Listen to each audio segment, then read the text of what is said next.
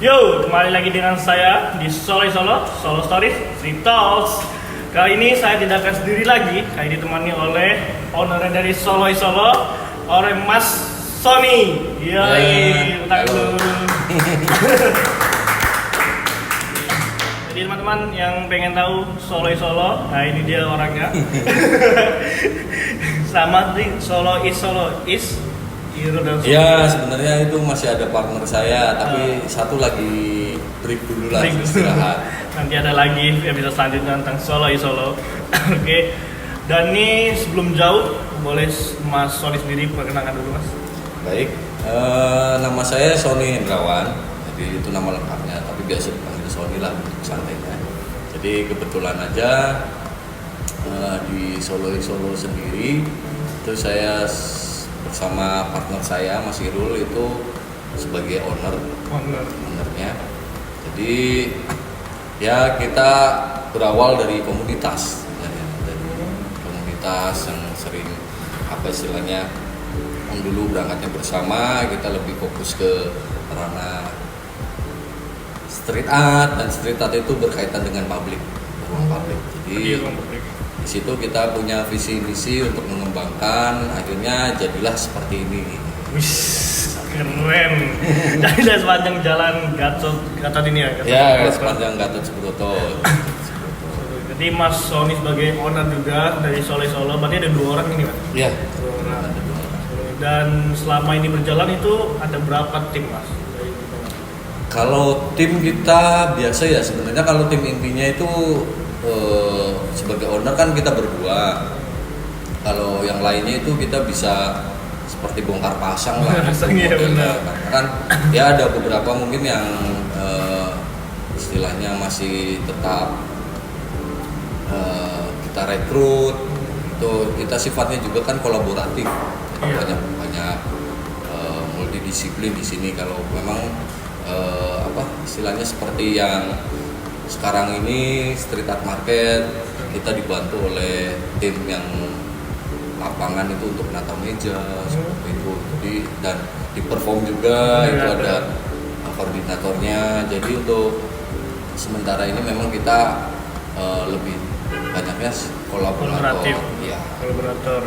Berarti ini kalau boleh tahu nih Mas, Solo udah jalan berapa tahun Mas? Kalau dari awal lapangan? Solo itu sebenarnya awal mulanya itu 2016 kita. Nah, jadi Solo dulunya itu nama sebuah program, jadi program event gitu kebetulan. Itu event sendiri mencakup wilayah di street art, dan di situ awal mulanya itu kawasan Gatot Subroto sini itu masih cenderung sepi dulu ya gelap itu di tahun 2016. Dan di situ ada sebuah problem dari, kebetulan di sini banyak toko-toko besar ya istilahnya. Di samping toko besar itu pun juga sebuah tempat tinggal. Jadi banyak problem, keluh kesah itu awal mulanya itu banyak seperti vandalisme. Dalam arti vandalismenya di sini itu tagging, coret-coretan yang nggak jelas gitu kan. Nah dari situ sebagai pemilik rumah bangunannya wajar lah ketika apalagi ini termasuk jantung kota Solo ya, wilayah Jalan Gatot Subroto ini. Jadi pusat utama distrik juga. Di sini banyak toko-toko yang awal mulanya itu dulunya toko-toko besar, Matahari Singosaren, dan semua orang pasti udah paham lah kawasan ini. Nah dari situ pemilik toko maupun bangunan yang berada di koridor Gatot Subroto ini itu merasa gelisah. Jadi dengan coretan-coretan seperti itu, maka istilahnya disondingkan ke Pemkot, ya pemerintah kota saat itu. Yang wali kotanya itu Pak FX Rudiatmo. Iya, Pak FX Rudiatmo. Jadi beliau pun istilahnya sudah melakukan gerakan juga dulu, tapi masih melibatkan DLH kebersihan gitu. Ya seperti yang di Jakarta lah, kayak dibersih-bersihin gitu. Tapi justru menjadi sebuah, ya namanya kalau di istilah street art itu anak-anak street artist gitu biasanya kalau ada lahan kosong kayak gitu apalagi diperbarui itu mereka menjadi bahan baru gitu. Jadi kayak kalau seperti perupa-perupa itu ada kanvas baru nih didasarin gitu. Jadi ya arah-arah lagi. Nah, akhirnya problem seperti itu nggak habis-habis berjalan terus. Suatu kebetulan saat itu Pak Fikri Rudiatmo perjalanan ke Jakarta kalau nggak salah itu, jadi bertemu dengan Pak Sardono Wikusumo. Itu salah satu inisiator juga dari Solo sebenarnya. Beliau itu sebagai guru besar di IKJ, Institut Kesenian Jakarta ya, profesor juga kan. Nah, beliau ngobrol-ngobrol dengan Pak Rudi. Nah, di situ secara tidak langsung menceritakan keluh kesahnya, yang apa istilahnya keluh kesah dari warga yang tinggal di Gatot Subroto. Nah, dari situ ada responsif sebagai apa istilahnya Sardono Wikusumo itu menawarkan bagaimana kalau kita berkolaborasi dengan anak-anak street art itu yang kita memberikan wadah gitu. Jadi kalau di situ ya sekalian berkarya yang total. Iya gitu. benar. Nah, dan saat itulah kita dipanggil juga, dipertemukan, dan memang secara tidak kebetulan juga ya secara kebetulan lah istilahnya. Jadi dulu itu saya sama Mas Irul dan tim itu dulu juga pernah membantu event mural dulu waktu pas Pak Rudi, dan jadi beliau itu udah paham mengingatkan kembali gitu. Oh iya ya, aku juga pernah kenal dengan anak-anak ini. Ternyata secara kebetulan juga dulu kita juga masih base-nya itu di Masyonart Center. Itu punya Pak Sardono Wikusumo. Di situ secara kebetulan juga loh ternyata ini yang pernah bantu kita gitu dipertemukan kembali. Iya, jadi dari awalan itu kita melakukan sosialisasi.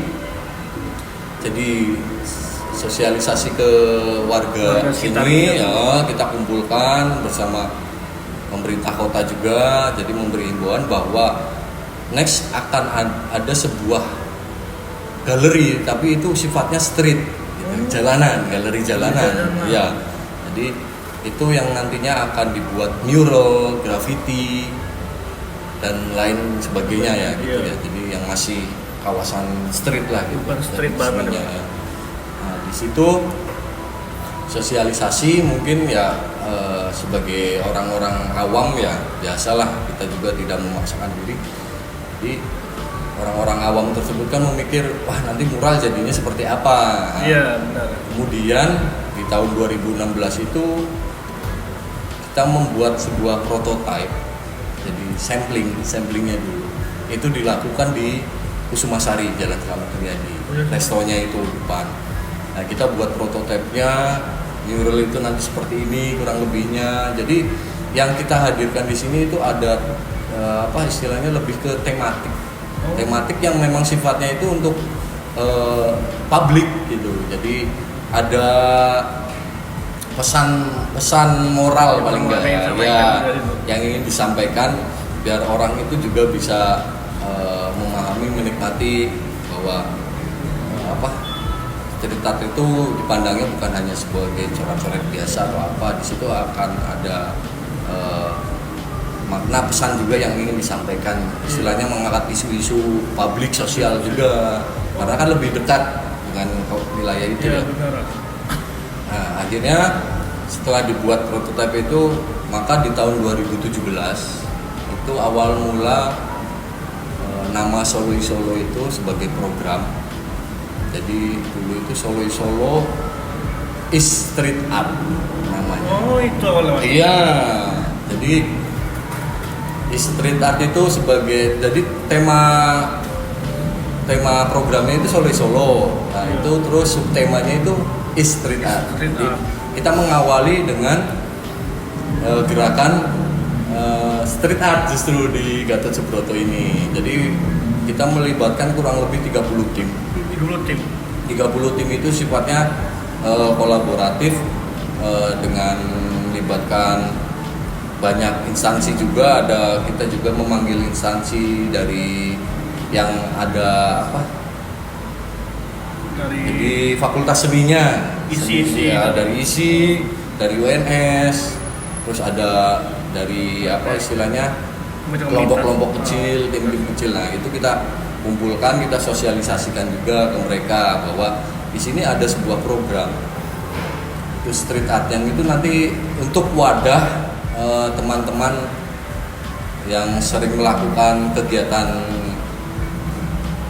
street artnya lah, coret-coretnya itu kita beri wadah dengan konsistennya mereka bahwa di sini itu silakan kita buat yang semaksimal mungkin untuk istilahnya untuk menciptakan sebuah street art gallery gitu. Jadi akhirnya kita juga responnya juga positif. Nah, berjalannya itu yang menariknya di sini istilahnya di Solo event Solo street art itu kita itu berkolaborasi, bersinergi dengan pemilik toko ini, Pak. Iya betul. Jadi mereka kita libatkan untuk sebuah ide gagasan, tapi untuk karakteristik dari visualnya itu kan masing-masing punya gaya sendiri, stylenya sendiri. Nah itu tinggal pengembangan ke visualnya. Jadi seperti di contohnya itu di toko jam. Toko jam ini. Ya betul, toko jam itu namanya Pak Arloji Utama. Itu di situ menariknya ketika dari satu tim ya street art itu dia menawarkan, kan memang awalannya kita buat semua tim itu membuat sketsa, sebuah sketch dasar untuk nantinya ini akan diterapkan di toko ini. Ya, dinding ini di toko ini masing-masing gitu. Jadi nah kebetulan juga itu saya kembali lagi yang tadi ya ke toko Arloji Utama itu terjadi diskus menarik. Jadi awalannya itu bukan tim dari Solo timnya street art ini itu menawarkan gambar Gatot Subroto menggunakan pakaian Jawa ya, terus lurik namanya ya, pakaian Jawa lurik. Nah di situ menggunakan jam kayak gitu, terus ada jam besar di belakangnya seperti istilahnya menyimbolkan lah bahwa itu istilahnya sebagai identik tentang mekanismenya. Ya mau nggak mau kita istilahnya menyesuaikan dengan tokonya masing-masing. Cuman untuk visual kan kembalikan ke artistiknya, street artisnya. Jadi di situ ada dialog. Justru mendapat masukan dari owner Arloji Utama itu, dia memberikan kenapa enggak penemu jam pertama yang dibuat itu Peter Hedlund itu dari Jerman. Itu mungkin sedikit orang juga nggak paham dan makanya itu justru menarik. Jadi ketika akhirnya tercetuslah mereka diskusi bersama owner itu, dikasih masukan ini akhirnya secara tidak langsung itu karya itu milik bersama. Jadi kolaboratif. Jadi si pemilik toko itu merasa bangga dengan hasil karya mural. Nah, itu yang jadi kelebihan dari kita. Dan itu diterapkan di setiap toko masing-masing.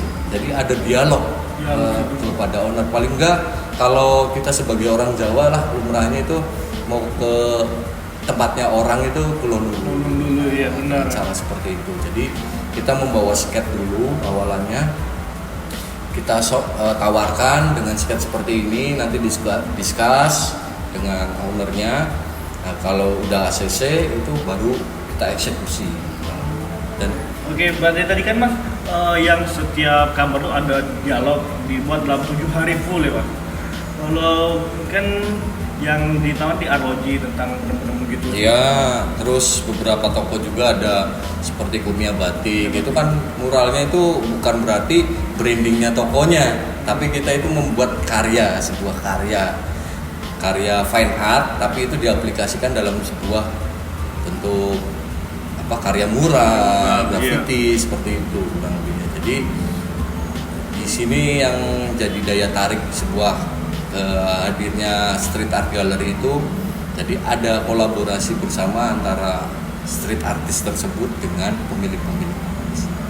Nah, kan banyak banget story-storiesnya, berarti story di sana ya Mas. Ada yang ingin saya tanyakan Mas, kayak di depan stage perform nanti ada gambar sini.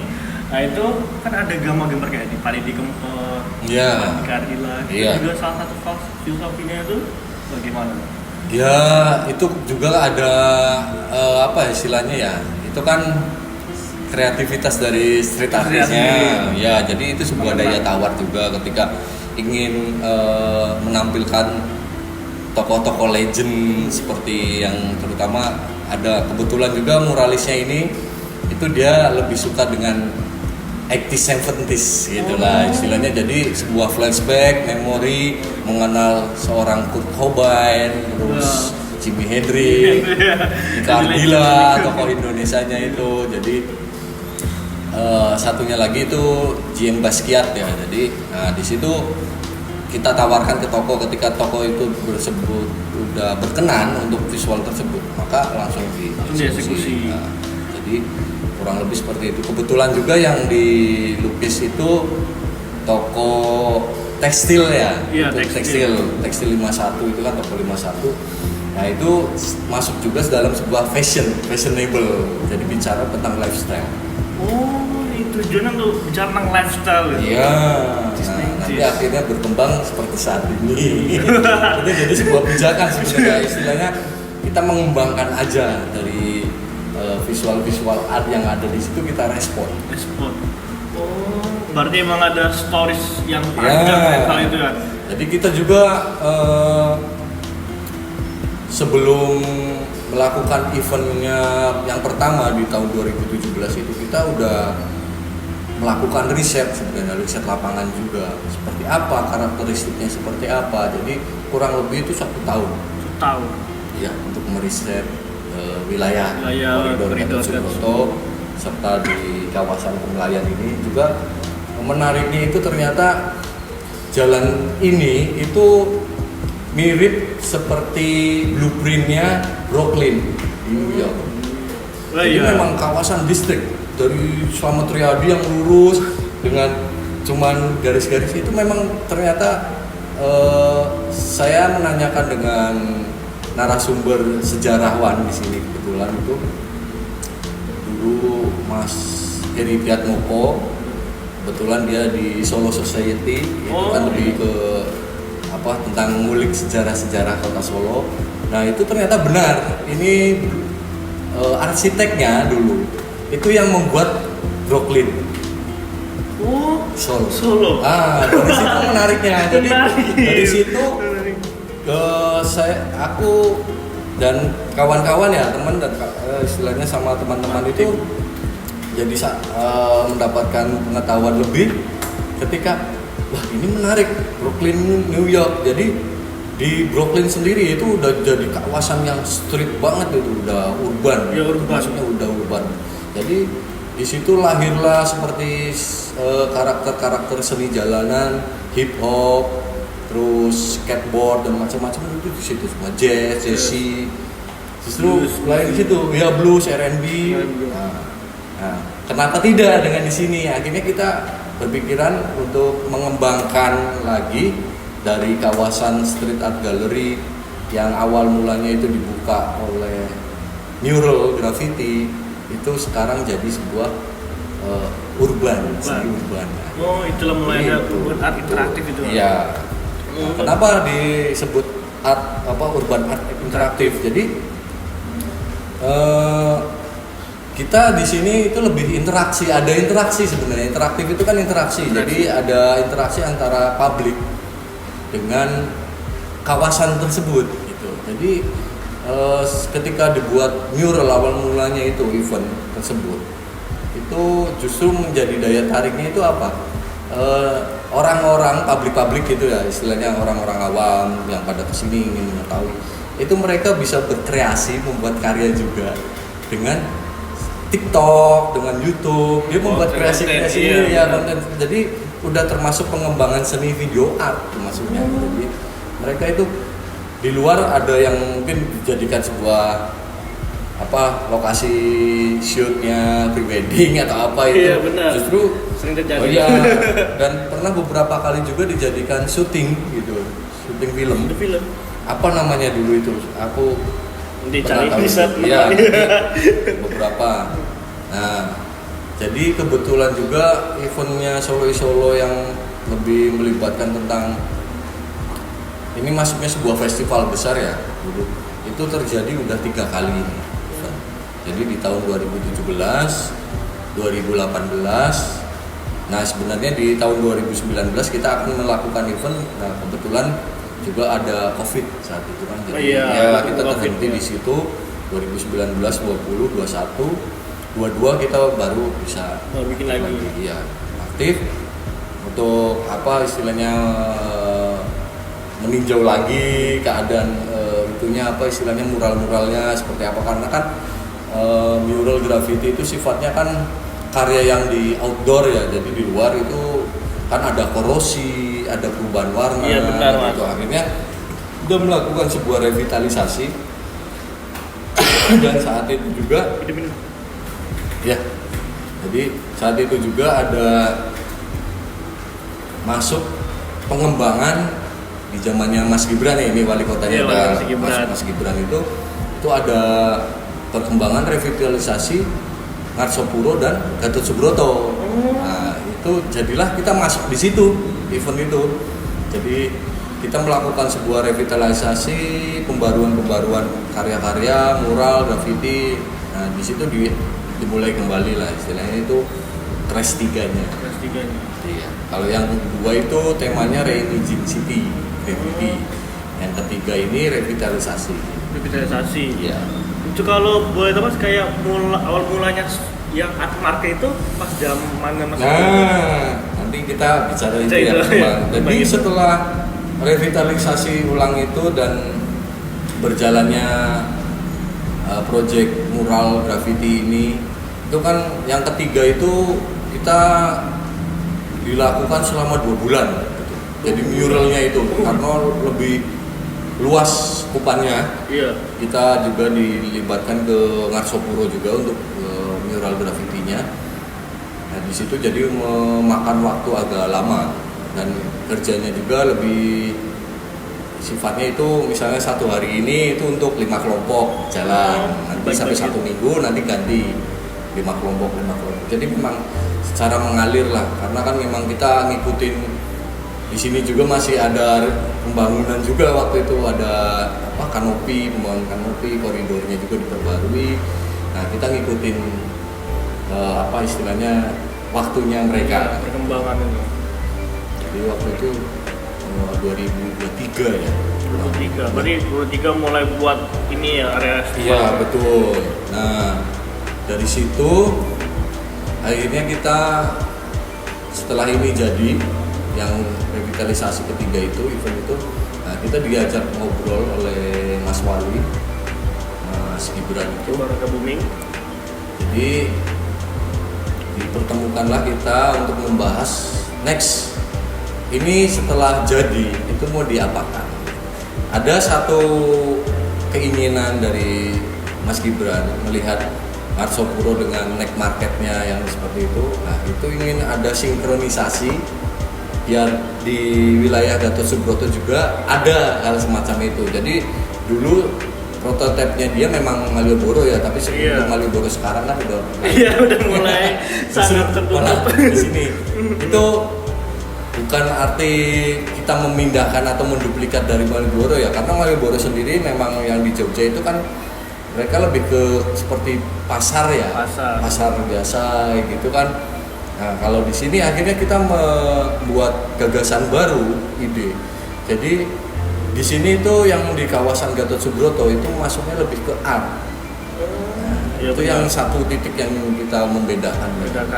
Jadi kita melibatkan UMKM yang mereka mengembangkan dari craft, gift dan macam-macam. Jadi itu kita coba libatkan masukan di situ. Jadi memang sebuah kreasi-kreasi dan tidak menuntut juga dari street artist juga ketika dia memiliki produk apa, nah itu bisa dijadikan ya merchandise lah, semacam itu. Jadi awal mulanya seperti itu. Jadi kita coba membuat itu di tahun 2000 tahun baru, itu menjelang tahun baru awal mau peralihan ke 2024. Iya benar. Jadi itu diikuti oleh 20 peserta dulu, itu masih kita ngawalin di sisi timur, justru di sisi timur sana kita ngawalin untuk sebuah prototipnya art market itu seperti apa. Dulu masih kepikiran, akhirnya dibuatlah muncul dengan tema Solo Street Art Market. Oh, itu mulai dengan street art marketnya itu kan. Dan seiring berkembangnya waktu di situ banyaklah multidisiplin seni.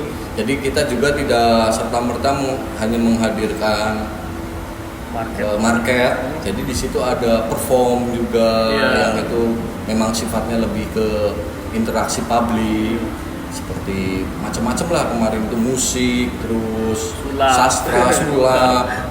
Nah, akhirnya berkembangnya ke situ. Dan sekarang ada masuk juga seperti lifestyle, di situ ada nail art, tato temporari, terus kreasi sabun, parfum, terus apa itu kan masuknya lifestyle ya. Tidak dipungkiri ya, sekarang karakteristik kota Solo itu udah seperti kota urban. Iya benar. Jadi ya bisa lah masnya atau apa gitu bisa meninjau sendiri. Saya juga kebetulan di sini juga seperti riset ya, melihat orang-orang yang memang untuk hadir datang ke sini itu dandanannya itu lain. Iya benar, seperti itu. Orang-orang biasa gitu lebih ke memang marketnya lebih ke anak muda ya. Udah fashionable banget. Fashionable banget. Jadi di sini itu udah seperti kawasan metropolis. Kayak skema gitu. banget. Jadi disitulah kita akhirnya memang apa istilahnya menyatakan diri bahwa ini udah kawasan urban. Jadi yang berarti awal mulanya itu dari yang perform itu ya Mas? Ya, di musik itu di depan ya? Iya, kemudian untuk itu kan penataan ya, kita udah memikirkan untuk pola penataan karena seiring berkembangnya waktu itu peserta-peserta yang mengikuti market juga udah banyak. Ya, untuk saat ini itu udah terhitung kurang lebih ada 250-an. Wow, dari 20. Dari 20. Sangat.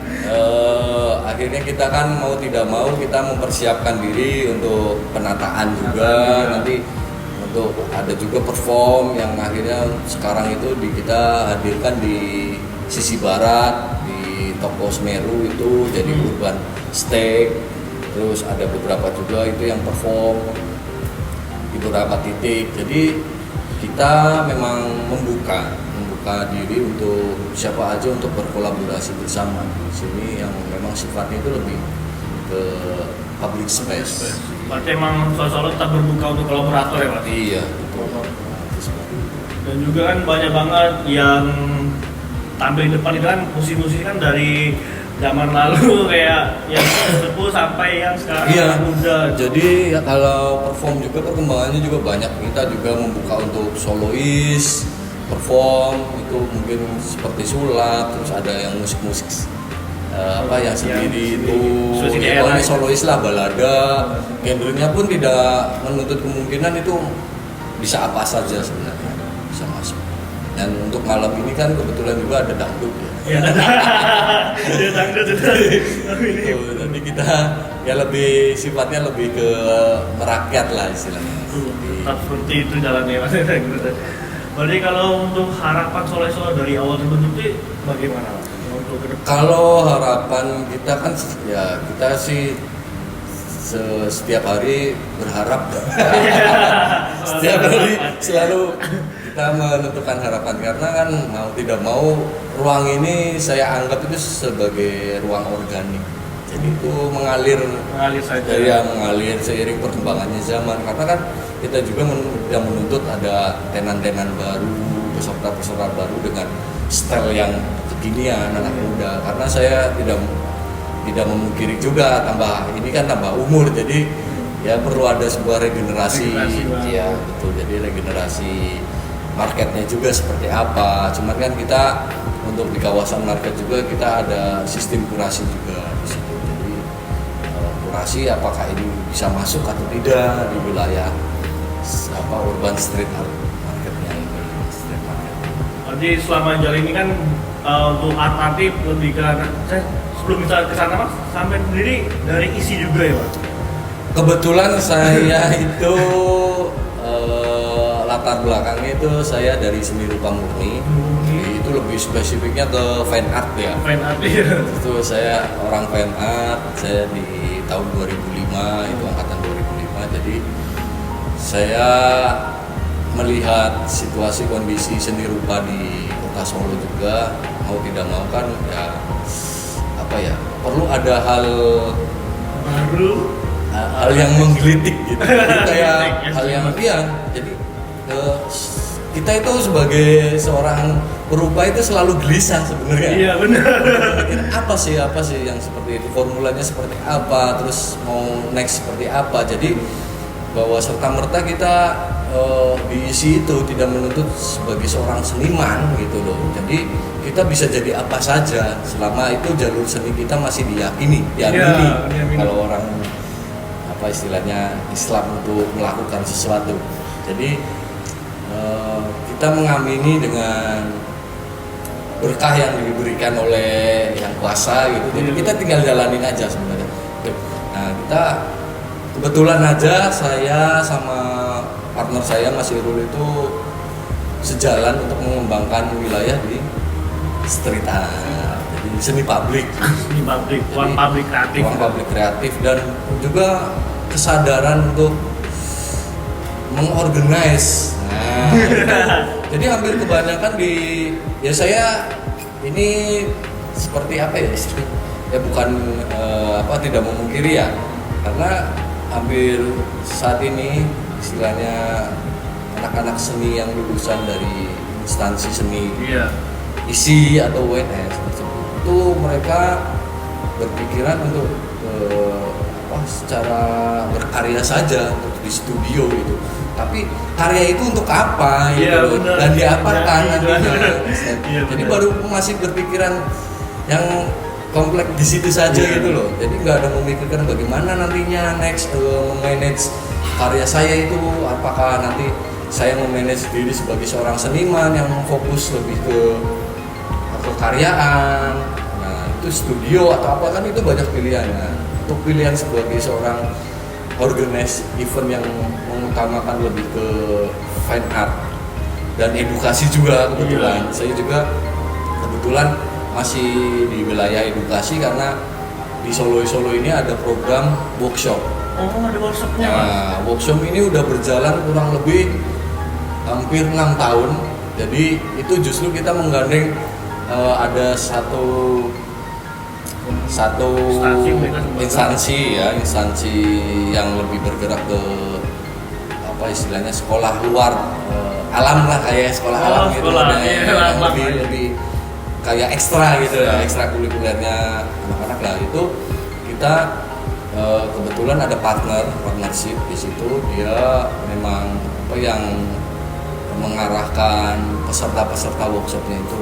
Nah kebetulan peserta workshopnya itu lebih cenderung ke ini untuk saat ini ya, mereka itu kebanyakan hampir mayoritas itu dari orang luar justru, sekolah-sekolah luar, sekolah-sekolah asing lah kalau yang jadi semacam JIS, Jakarta Intercultural School itu, terus BINUS, ada juga kemarin terakhir itu dari Singapura, SAIS itu Singapore Art International School, American School ya, sama SAS, terus ada juga dari YPJ, Yayasan Papua Jaya. Papua juga ya. Itu alhamdulillah kita 6 tahun ini masih sering adakan, paling tidak dalam 1 tahun itu mengagendakan ada program workshop untuk wilayah edukasi. Jadi kita tidak melepas diri bahwa saya kebetulan juga latar belakangnya dari edukasi. jadi Mas Irul juga, jadi kita masih menerapkan diri lah. Sering berbagi ilmu juga. Betul. Betul sekali. Keren, dan itu yang harus banget dicontoh oleh para banyak. Soalnya bagi ilmu itu penting, apalagi untuk anak muda sekarang. Gen Z, gen alpha kan kadang gitu. Agak penting banget. Nah, kan Solo itu udah jadi kayak karakter Mas di Solo ini.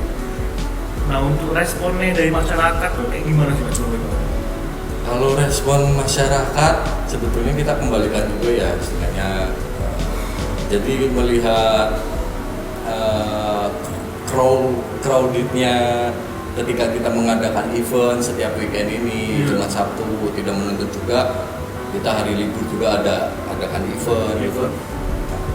Ternyata antusias itu justru semakin menjadi daya tarik, dan bukan hanya di lokal Solo Raya ya, ternyata dari orang luar kota pun pada kesini penasaran gitu. Nah, justru dari situlah kita bisa meriset ya, menilai bahwa ternyata antusias warga semacam itu dan memang positif. Iya. Lebih juga orang-orang luar juga. Betul. Kita sering apa istilahnya, dulu itu ada anak magang ya, kebetulan kita juga membuka program magang. Program magang juga. Ya, itu dari anak-anak komunikasi Atma Jaya itu mengadakan sebuah responden, jadi kayak talk langsung kepada masyarakat langsung. Nah, ternyata responsifnya alhamdulillah positif untuk Solo.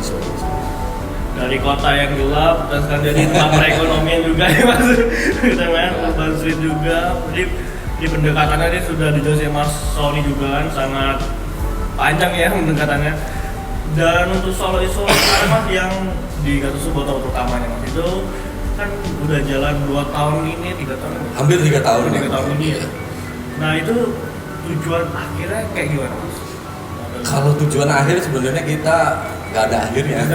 Iya benar. Kita terus melakukan apa ya istilahnya, seperti perubahan seperti yang saya sudah sampaikan, itu kan kita mengalir ya konsepnya. Jadi namanya ngalir itu ngalir kemana aja intinya. Nah, nanti kan kita tinggal mengikuti arus tersebut seperti apa, juga menyesuaikan diri untuk perubahan zaman kayak gitu. Jadi untuk istilah kata akhir itu sebenarnya ya wajar lah istilahnya, sebagai manusia itu nggak ada rasa puas. Dalam arti rasa puasnya bukan kategori yang apa ya istilahnya maruk atau apa, tapi ini tentang perkembangan gitu loh, kedepannya seperti apa. Jadi bisa menjadi tolak ukur juga bahwa di sini untuk wilayah-wilayah yang sifatnya art apa industri kreatif namanya. Kita membawanya sekarang kan ranah industri kreatif, bahwa di sini tuh akan terus ada mengalir gitu. Jadi nggak ada habisnya kita mengulik. Nanti mungkin ada lagi yang muncul setelah lifestyle ini, apalagi iya, gitu kan. Kadang kita juga kan sesuai kreasinya masing-masing peserta, member lah, kita menyebutnya itu bukan peserta sebenarnya, member. Jadi bagian juga ya. Bagian juga. Sifatnya kan kolaboratif. Jadi Solo selama ini sudah mungkin ya jadi salah satu proyek gede di Solo kan. Jadi besar itu karena kolaboratif gitu ya Mas? Betul. Jadi kita istilahnya, karena kan saya juga latar belakangnya istilahnya sama Mas Irul itu lebih banyak keterjemahan ya. Orang-orang bawah tanah jadi punya kesadaran juga ketika kita membangun ini secara kolektif, secara kolaboratif itu seperti apa. Memang dulunya juga saya punya istilahnya community itu dari dulu untuk wilayah fan art ya, itu untuk pameran seperti apa, itu memang sifatnya kolektif. Kita itu tidak pernah minta sponsor seperti apa gitu. Justru kita malah ditawarin. Itu kalau ditawarin oke lah, kita kan istilahnya itu ya udahlah bonus. Ya kita belajar dari dulu ya, kita membangun itu kan dari semasa kuliah kita itu memang udah dari dulu kita belajar untuk kolektifan. Dari situlah kita muncul bahwa Solo sendiri itu bisa sebenarnya lahir dari sebuah gerakan kolektif. tetap gerakannya kolektif ya mas. Di Solo itu kayak membuat ekosistem kreatif gitu. Betul. Jadi kita justru bisa nyewa base camp ya, ini kebetulan ada sekretariatnya juga di Jalan Gatot Subroto nomor 46, itu sekretariatnya Solo. Itu juga kita apa istilahnya bisa menyewa di sini juga dari hasil kolektifan itu ya. Jadi dari sharing profit market, dari apa perform sama pander-pander atau donatur sponsorship. Berarti di Solo ini boleh buat event nih mas, kayak event kolaboratif juga ya? Event kolaboratif sifatnya. Kalau buat event sendiri ya monggo di luar aktivitas kita ya. Benar. Cuman untuk kapasiti kita kan disesuaikan, misalnya pas event itu kolaboratif, itu bisa, sangat bisa. Juga menyesuaikan juga, kita kan istilahnya saling sharing ya, apakah ini sesuai atau tidak, karena ini memang mau tidak mau ini kita hadirkan di ruang publik. Misalnya yang sifatnya sensitif atau apa di luar itu kan kita perlu menyaring itu, filter. Dan juga yang kemarin sempat di tahun 2004 New Year kan ada satu stage perform di tengah jalan mas. Betul. Itu ya. kan dipakai gerbong kereta api ya mas. Betul ya. Itu idenya emang langsung muncul seperti gitu atau gimana? Ya sebenarnya kita memanfaatkan moda ya, moda di sini. Nah itu kan uniknya dari Solo, kota Solo di tengah kota itu kan seperti di Venice ya, itu ada kereta lewat di tengah kota. Nah ini di Solo itu ada yang menarik yang masih dipertahankan. Jadi kereta Solo Wonogiri. Nah kita itu melihat ada di situ, kebetulan kawasan kita juga di sektor perempatan itu kan dilewatin oleh kereta. Makanya kita kepikiran untuk membuat kereta tersebut. Jadi sebenarnya tidak terlalu rumit untuk membuat stake karena memang sifatnya kita itu street art ya, basicnya kita street art. Jadi mau tidak mau nggak usah membuat panggung yang sedemikian rupa seperti mantenan atau apa gitu, dekoratifnya terlalu rumit. Enggak, justru kita benar-benar natural gitu, natural tentang publik, carut marutnya transportasi. Jadi kan kebetulan selama event berjalan ini kurang lebih 3 tahun, kita tidak pernah, jarang menutup jalan. Iya, justru di situ yang menjadi menariknya. Ada gebrakan barunya itu ya. Untuk jalan. Selain itu juga kan ini sebagai sistem sistem promotion juga kita. Kalau ada kawasan hilir mudik di sini kan orang pasti penasaran itu apa sih? Iya. Jadi itu sebuah strategi juga. Strategi gitu. Ya, jadi kalau aku lihat pas di Tahun Baru kayak korik banget, ramai banget di ujung-ujung perempatan itu penuh semua. Wah, aku lagi dia keren sekali dia bilang. Biasanya pengen nanya mas, dan Solo itu ada beberapa divisi mas, kayak di ini yang kayak art marketnya. Oh gitu ya. Divisinya itu sebenarnya ada satu yang perform ya. Sekarang kan ada divisi perform sendiri, terus ada divisi di market, divisi di apa istilahnya workshop, itu nanti yang berkaitan sama edukasi. Sebenarnya lebih poinnya di situ sih kita juga, karena kan memang mau tidak mau hampir semua itu orang lapangan.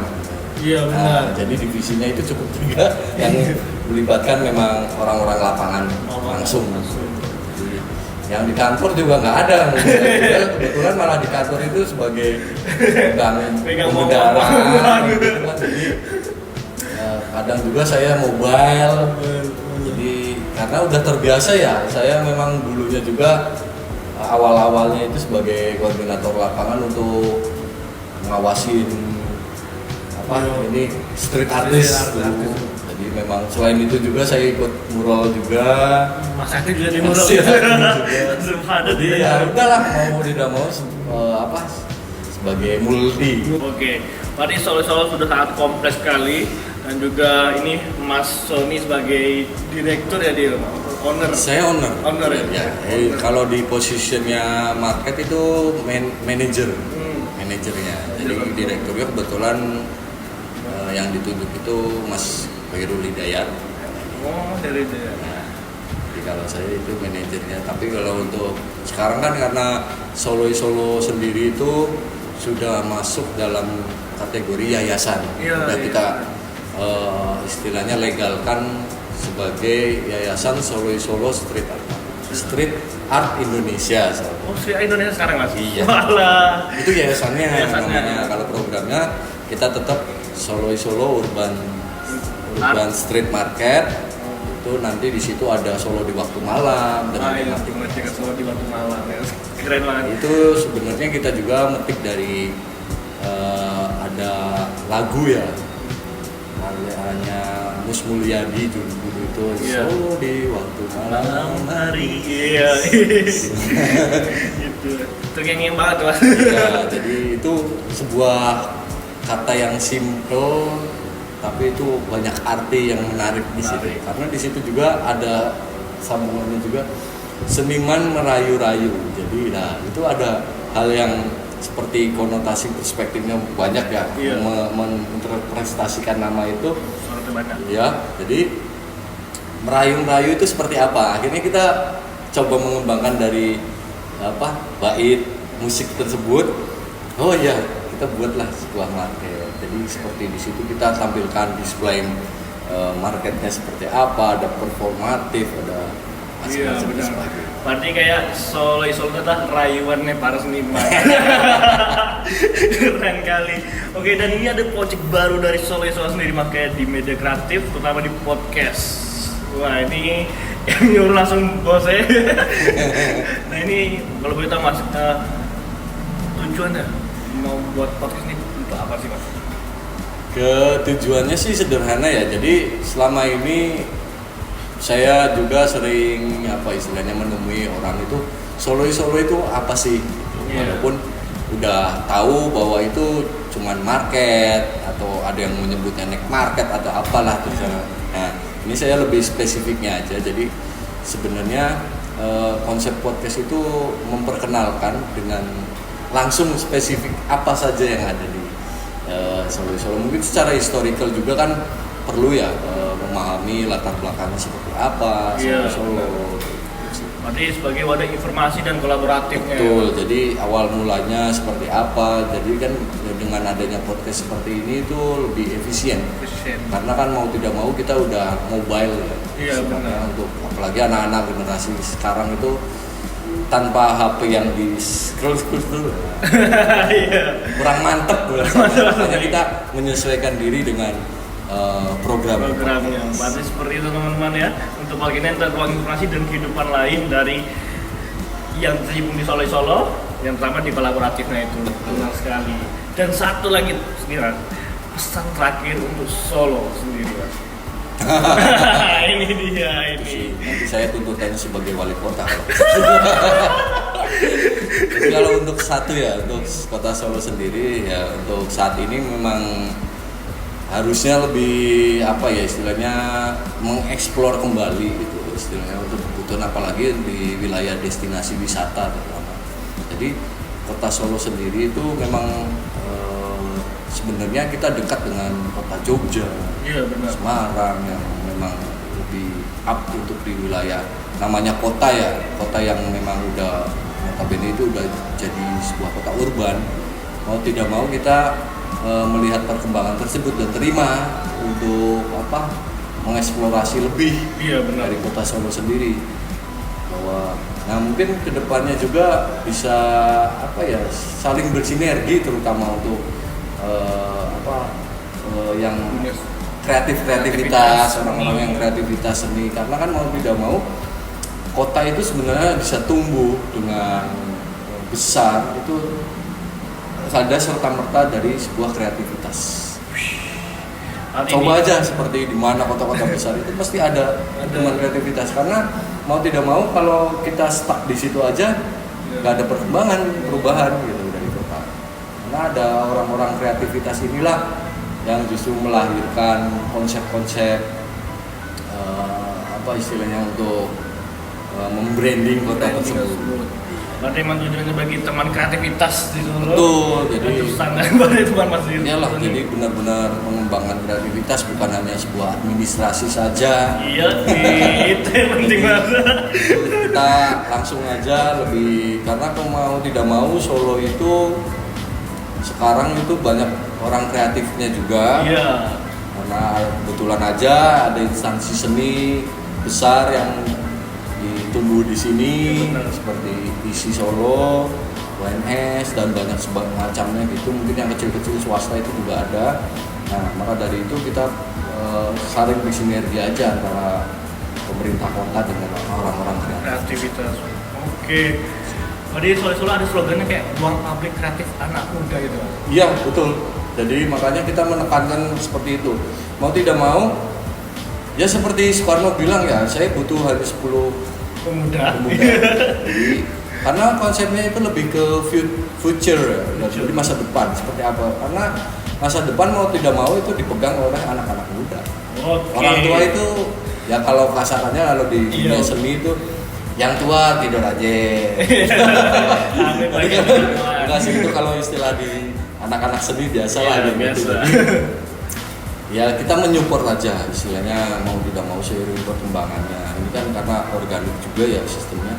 Jadi mau tidak mau, kalau mau istilahnya lebih berkembang nantinya, Kota Solo sendiri itu bisa mampu menampung orang-orang kreatif, terutama anak-anak muda yang punya pemikiran ke depan.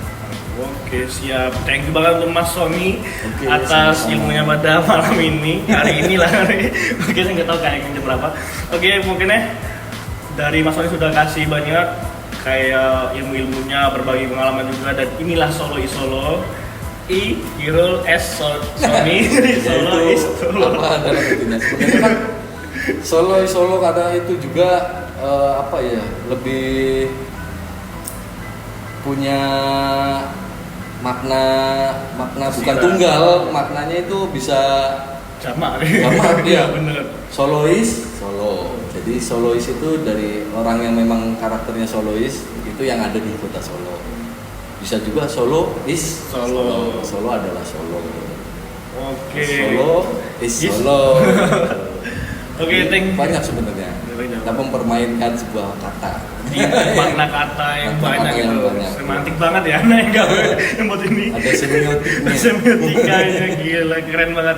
Oke, thank you banget untuk Mas Sony. Ya, sama-sama. Makasih banyak sebagai owner Solo Oke, dan sama. bos di podcast ini.